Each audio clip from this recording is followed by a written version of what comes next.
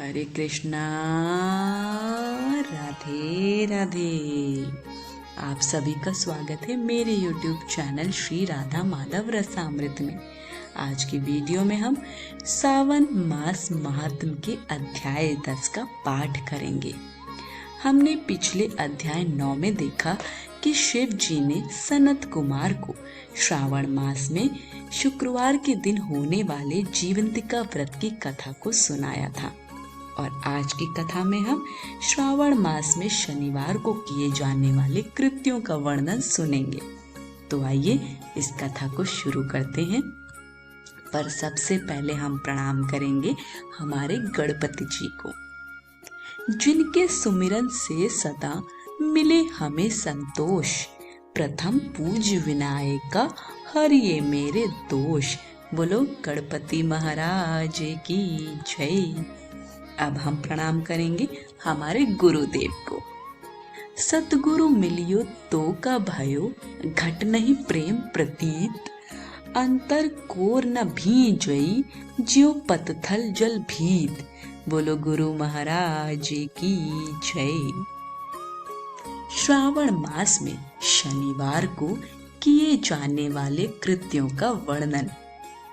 ईश्वर बोले, हे सनत कुमार, अब मैं आपसे शनिवार व्रत की विधि का वर्णन करूंगा, जिसका अनुष्ठान करने से मंदत्व नहीं होता है।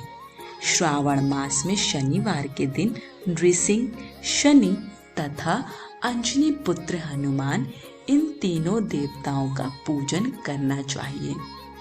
दीवार पर अथवा स्तंभ पर नृसिंह की सुंदर प्रतिमा बनाकर हल्दी युक्त चंदन से और नीले, लाल तथा पीले सुंदर पुष्पों से लक्ष्मी सहित जगतपति नृसिंह का भली भांति पूजन करके उन्हें खिचड़ी का नैवेद्य तथा कुंजन नामक शाक का भोग अर्पण करना चाहिए।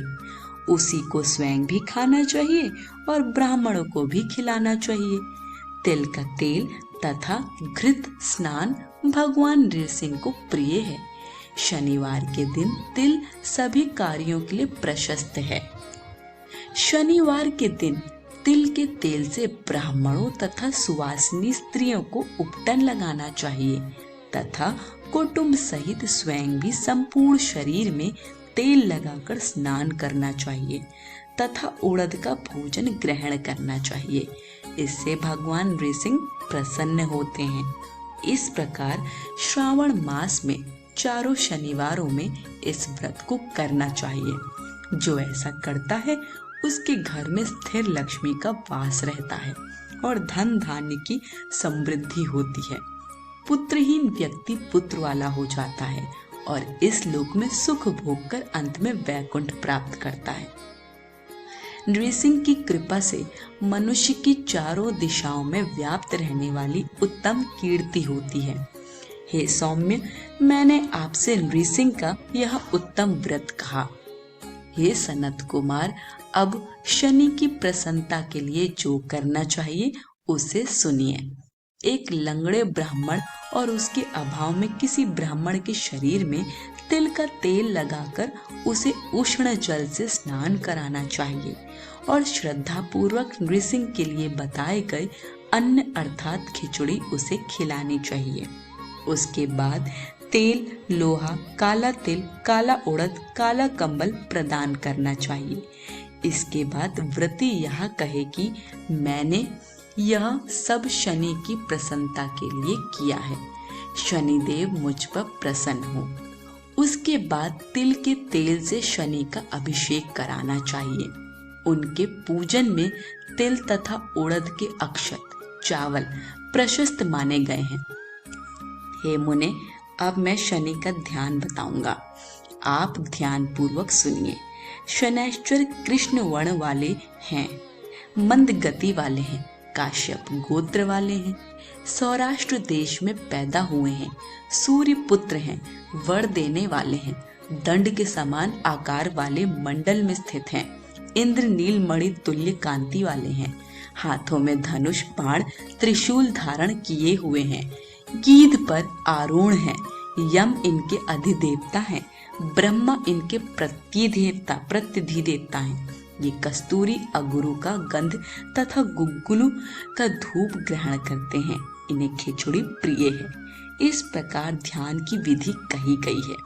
इनके पूजन के लिए लौहमयी सुंदर प्रतिमा बनानी चाहिए। हे द्विज श्रेष्ठ, इनके निमित्त की गई पूजा में कृष्ण अर्थात काली वस्तु का दान करना चाहिए। ब्राह्मण को काले रंग के 2 वस्त्र देने चाहिए और काले बछड़े सहित काली गौ प्रदान करनी चाहिए। विधि पूर्वक पूजा करके इस प्रकार प्रार्थना तथा स्तुति करनी चाहिए। आराधना से संतुष्ट होकर जिन्होंने नष्ट राज्य वाले राजा नील को उनका महान राज्य पुनः प्रदान कर दिया, वे शनिदेव मुझ पर प्रसन्न हो। नील अंजन के समान वर्ण वाले, मंद गति से चलने वाले और छाया देवी तथा सूर्य से उत्पन्न होने वाले उन शनैश्चर को मैं नमस्कार करता हूँ। मंडल के कोण में स्थित आपको नमस्कार है। पिंगल नाम वाले आप शनि को नमस्कार है। हे देवेश, मुझ दीन तथा शरणागत पर कृपा कीजिए। इस प्रकार स्तुति के द्वारा प्रार्थना करके बार बार प्रणाम करना चाहिए। 3 वर्णों ब्राह्मण, क्षत्रिय, वैश्य के लिए शनि के पूजन में शन्नो देवी इस वैदिक मंत्र का प्रयोग बताया गया है और शूद्रों के लिए पूजन में नाम मंत्र का प्रयोग बताया गया है। जो व्यक्ति दत्त चित्र होकर इस विधि से शनि देव का पूजन करेगा, उसे स्वप्न में भी शनि का भय नहीं होगा। हे विप्र, जो मनुष्य श्रावण मास में प्रत्येक शनिवार के दिन भक्ति पूर्वक इस विधि से इस व्रत को करेंगे, उन्हें शनैश्चर के द्वारा लेश मात्र भी कष्ट नहीं होगा। जन्म राशि से पहले दूसरे, चौथे, 5वें, 7वें, 8वें, 9वें अथवा 12वें स्थान में स्थित शनि सदा कष्ट पहुंचाता है।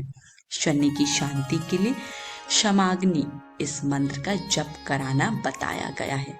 उसकी प्रसन्नता के लिए इंद्र नीलमणि का दान करना चाहिए। हे सनत कुमार, इसके बाद अब मैं हनुमान जी की प्रसन्नता के लिए विधि का वर्णन करूंगा। हनुमान जी की प्रसन्नता के लिए श्रावण मास में शनिवार को रुद्र मंत्र के द्वारा तेल से उनका अभिषेक कराना चाहिए। तेल में मिश्रित सिंदूर का लेप उन्हें समर्पित करना चाहिए। जपा कुसुम की मालाओं से, आग धतूर की मालाओं से, मंदार पुष्प की मालाओं से, बटक बड़ का पेड़ के नैवेद्य से तथा अन्य उपचारों से भी यथा विधि अपने सामर्थ्यानुसार श्रद्धा भक्ति से युक्त होकर अंजनी पुत्र हनुमान जी की पूजा करनी चाहिए। इसके बाद बुद्धिमान को चाहिए कि हनुमान जी की प्रसन्नता के लिए उनके 12 नामों का जप करें। हनुमान, अंजनी सुनु, वायुपुत्र, महाबल, रामेष्ट, फाल्गुन सखा, पिंगाक्ष, अमित विक्रम, उद्धिक्रमण, सीता शोक विनाशक, लक्ष्मण प्राणदाता और 10 ग्रीव वर्द परहा, ये 12 नाम हैं।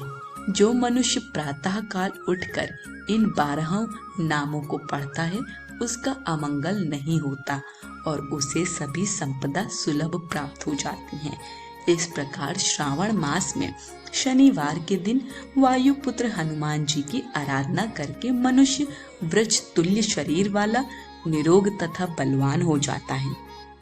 अंजनी पुत्र की कृपा से वह कार्य करने में वेगवान तथा बुद्धि वैभव से युक्त हो जाता है। उसके बाद शत्रु नष्ट हो जाते हैं, मित्रों की वृद्धि होती है, वह वीरशाली तथा कीर्तिमान हो जाता है। यदि साधक हनुमान जी के मंदिर हनुमत कवच का पाठ करे तो वह अणिमा आदि 8 सिद्धियों का स्वामित्व प्राप्त कर लेता है और यक्ष, राक्षस तथा बेताल उसे देखते ही कंपित तथा भयभीत होकर वेग पूर्वक 10 दिशाओं में भाग जाते हैं। हे सत्तम, शनिवार के दिन पीपल के वृक्ष का आलिंगन तथा पूजन करना चाहिए। शनिवार को छोड़कर अन्य किसी दिन पीपल के वृक्ष का स्पर्श नहीं करना चाहिए। शनिवार के दिन उसका आलिंगन सभी संपदाओं को प्राप्त कराने वाला होता है। प्रत्येक मास में 7 वारों में पीपल का पूजन फलदायक है, किंतु श्रावण में यह पूजन अधिक फलप्रद है। इस प्रकार श्री स्कंद पुराण के अंतर्गत ईश्वर सनत कुमार संवाद में श्रावण मास महात्म्य में शनैश्चर नृसिंह हनुमत पूजनादि शनैश्चर कृत्य कथन नामक 10वां अध्याय पूर्ण हुआ। आज की कथा यही समाप्त होती है। वीडियो पसंद आई हो तो कमेंट बॉक्स में हमें अपना फीडबैक जरूर दीजिए। वीडियो को लाइक शेयर करें और चैनल को सब्सक्राइब करें। सभी को हरे कृष्ण, राधे राधे, हर हर महादेव।